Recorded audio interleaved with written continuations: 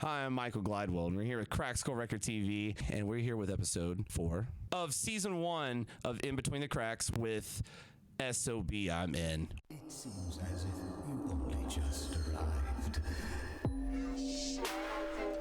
Now, flowing into the next song is a single Flood Spore, which kind of steps away from the Arkansas theme. What made you? What was the thinking behind a single Flood Spore?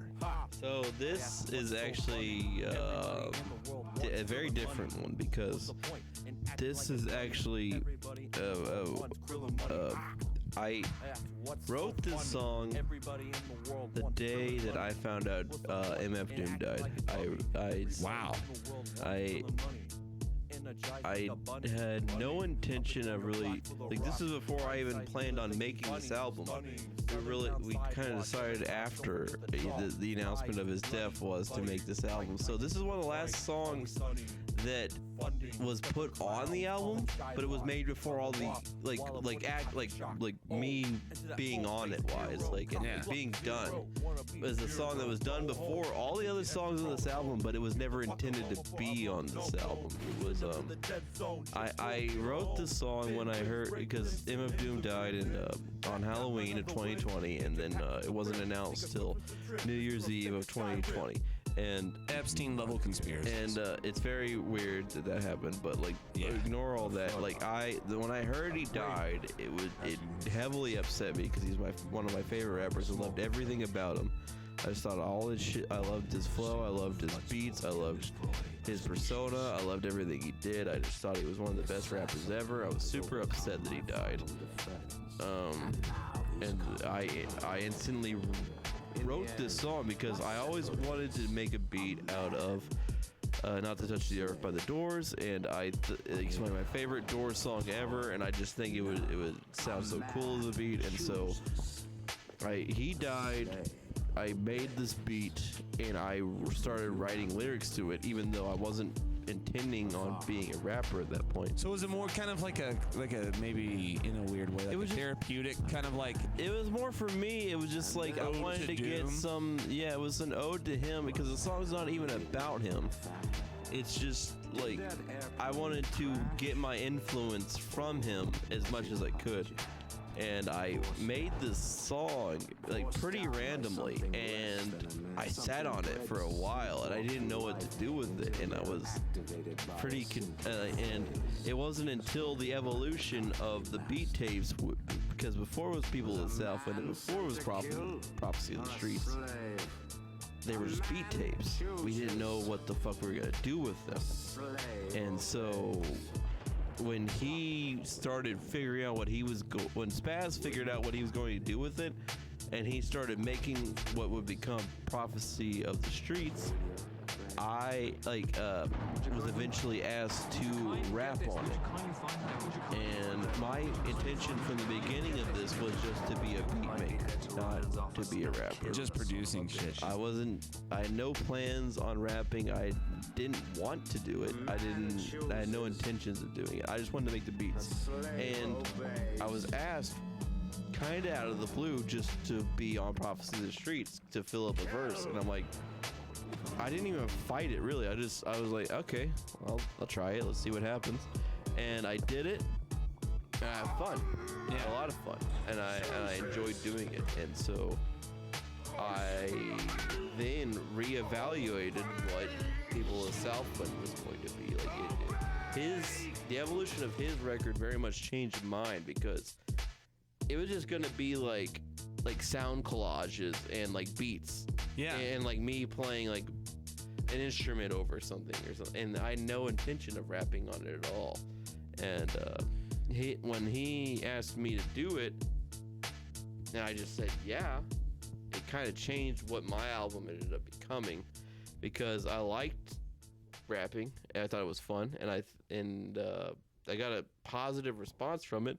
So I just decided to keep going with it, and I ended up rapping on a few of these songs. When I started putting those lyrics down, it was all about as much rhymes, as much bars as possible, and that was the only goal to it. Like, it wasn't like to make beats sense. Were classics. It wasn't to do really much. It was just bars and just dope rhymes. And I will say right now, that's probably the introduction, if you pay attention to my shit, of the Always Sunny references, because the Sunny Are numerous. references is thrown in there, and it begins the trend of just constant reference to Sunny. An amazing show.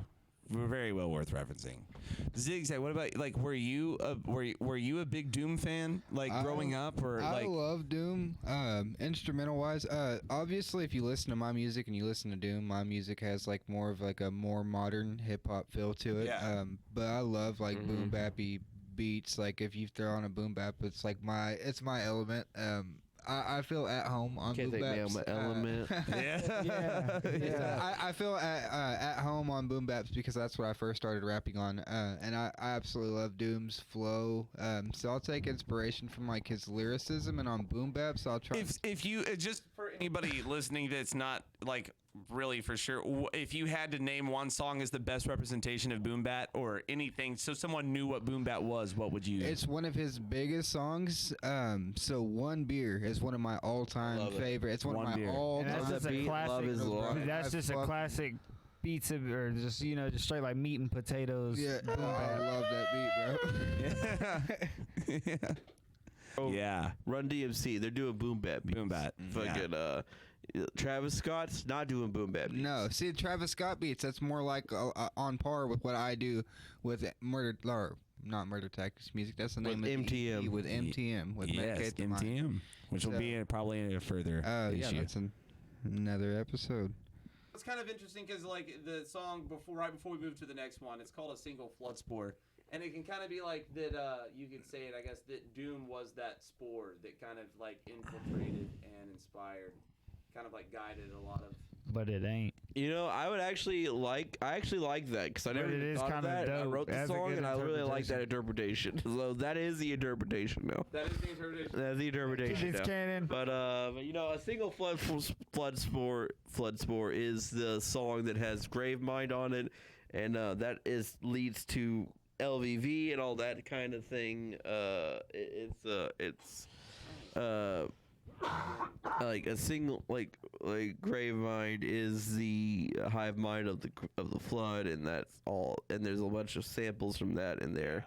So I guess we had to address that. I forgot about that, but yeah. But the song is more important to me for different reasons because it was made the day that that I heard he died. Yeah. It wasn't the day he died, but we all learned late. When the news was broken. We all learned late.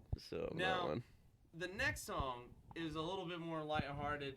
We're getting close to the end. This is number 9, and it's another one of my favorite titles. It's Of course it is. A popular search browser thing. It's called Full Penetration. Full penetration, yes. I'm gonna say, thinking back on the making of this record, I think this might have been the last song I finished. What was on your browsers when you wrote this song?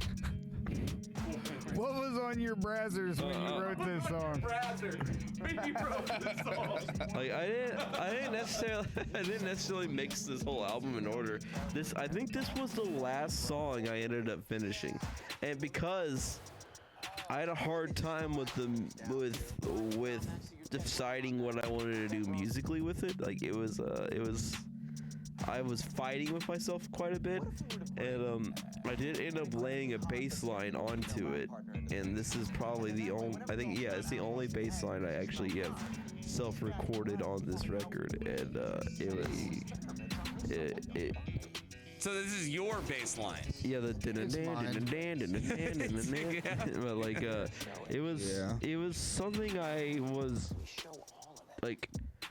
It was a hard song to really just be finished with because I was constantly like, I don't know if it's done. Now, would you say it was harder because it was the final song, and it was more of like an ending, like a hard to But end? it's not the final song. It's not the final song on the record. It's the last song I.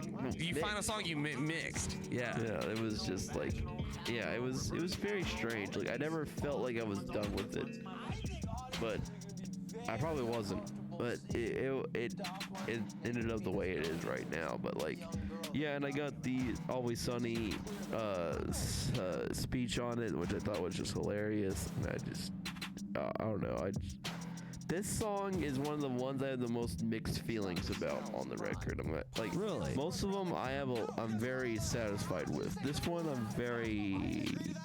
It's the one I don't know how to feel about it. Like, it's very strange. Like, I don't get it. Like I don't think I get this song, and I made it. That is full. I will admit, Full Penetration is another one that's on my like more frequently played list when I open up my like Apple Music.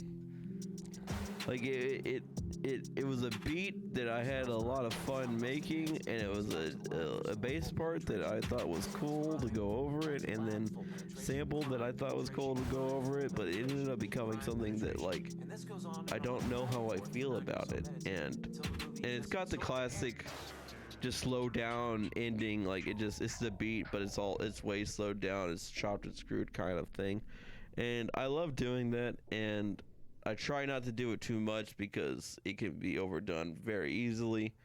But Like the this is the only song on this record that has like the slowed down ending, and I think that's what I probably did it because so I didn't know unique. what the fuck this song is. I'm like, I gotta do something to make because like it was just such a weird song to me. To me, I feel like it adds spice. Like it is different than a lot of the other songs on the album, but I think that's what I think that's what makes me like it so much is. Yeah, I don't know. The variation. Now the next song. Do you guys have any feelings on this song? Bro, I like the whole album. I'm gonna be honest, like I like the whole Cop out answer. I'm gonna be It's like, well. I mean, I'm I gonna like be, everything you did. I thought it was all great. I'm gonna be honest, like just from the moment like Future is Dead dropped, like I was excited as hell just to hear it like coming out, and then when I heard it in its entirety, I was just like, damn, this is crazy. I mean, it's definitely really dope. I didn't know you played the bass part actually, so that was new to me. But like, Yeah, I did the. yeah, that's cool. That's dope. That's dope. So like, yeah, I mean, I think it's all dope. Like y'all foreshadowing, but y'all may hear me sample some of that shit in the future. Foreshadow. Now, another great title, and this is another one that might represent like this. I feel like this is going to come from some upbringing. Bell Point. Yes. I don't know if you ever going to Bell Point, but if you're from Fort Smith, you probably know what Bell Point is. Yeah, Basically went to school there, and I'm pretty sure Chris did too. I did name the song Bell Point, but I actually never went. I always knew what it was, and I'd been threatened But with literally it. every Never single went. friend I've ever had has. I've had so many friends that went to Bell Point. Yeah, I everybody I knew Basically, went to Bell Point. It's just a remedial school, essentially. Yeah. Saturday school, troubled kids. But if you were suspended from school, they would send you there. Yeah. Like that's why like everybody basically went there. Like I was never suspended. yeah, I luckily never got. I got suspended. in-school suspension, STC, a couple times. The thing about Bell Point though is if you got suspended, they would tell you that if you like if you were just straight up like, hey, I'm not showing up, they would file like a fence petition or whatever. You get a warrant out for your arrest, you go to jail or whatever. But like if you just didn't tell them, like I got suspended, and I'd just be like, hey, what happens if you don't show up? They'd be like, oh, we're gonna file a fence petition. Be like, are you telling me you're not showing up? And I was like, no, I'm not telling you that at all. And then I just wouldn't show up for 10 days. I was almost 20 years old and got arrested for not going to school. That is, yeah, man. Bell Point. The I found that an interesting title for a song.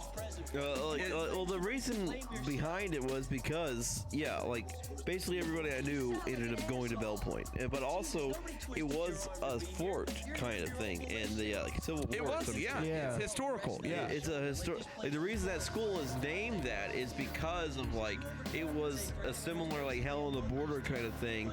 It was like the like last line of blah blah blah, and then they basically like treated like fucking delinquents like assholes, just like Bell Point does. So I'm like, oh yeah, the name makes sense. Like yeah, like this is why they named it this.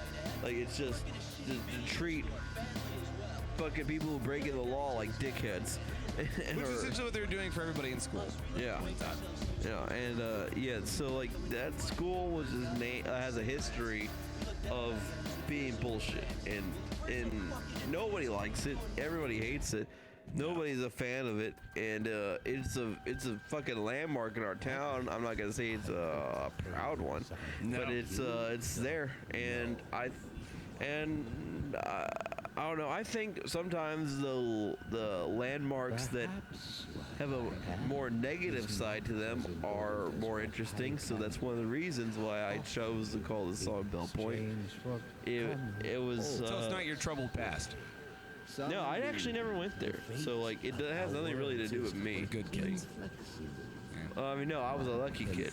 I was a lucky kid. Because I'm telling you, I did everything that the kids who got sent there did.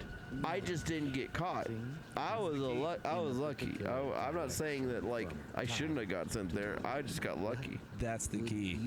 The beat though, so it's really like it was more of just like it wasn't so much the school, it was more of the, like you said, last line of defense, the last point before lawlessness, like Bell Point. It was more of the historical matter than it was the historical nature of it all is important, and it's just it's a representation of authoritarianism in my opinion. Like it's like it's just another way to fucking put kids down. Like it was make you feel like an asshole for doing things that you enjoy.